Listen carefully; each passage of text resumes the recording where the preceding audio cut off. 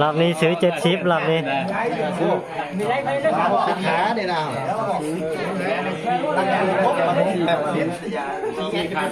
รัดไม่ไปอ่ะโอ้ชับรถเขา3-4แสนได้แล้วช้างไปเลยก็ได้แล้วว่าบอกไปได้กี่มื้อให้ปุ๊บยางมาเลยนี่ราคา3ไปที่ให้ตัวนี้กินเลยนี่มื้อแต่ผมแย่เลยได้เกิดดิไปมาเลย โอ้ย เร่งชิบดิ ขนมก็ยอดแล้วก็มุกว่ามาซิบมาเฮ้ย ขนมวันแน่ได้ได้ดิ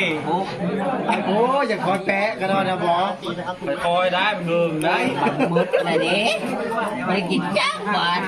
ครับโอ้ย เฮ้ยมันตามเดี๋ยวนี้ก็ได้นะงาม ฮีดยองฮีดมาพี่เอาเลยเอามาเสือกองดิ นั่นแหละ มันไหนเงิน แม่มาไปเลยเนาะ แบงเลย แม่แล้วนี่ สายลับนี่นะ เฮ็ดจะเล่นเนาะไป เอามาเก้ามา ไปชิปเอ้า ยังมา โกนเข้าไปเดี๋ยวไปทำการดี ตายแล้ว โกนเข้าไปเราเห็นแล้วลงไป ย่างอ่านวะอ่านวะเรียบร้อย ญาติเนี่ย ไปไหม กันเลยนะไปมั้ง เนี่ย ไปยัง แค่เลื่อนไหลก็ตีน ไป3 ตีน เอาจานเอาเลยเด้อ ไปละ10,000ค่ะนะ จับจะ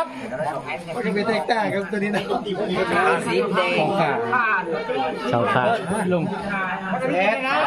แปดเป็นอะไรกินรถ ทั้งนี้5 ชนนะนะ กินไป หนูด้วย 6 7 8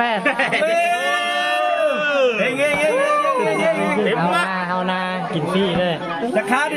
ค่ะลินลงมาแล้วฮะ 7 8 9 ขา เขาค้าเท่าไรนี่18 8โต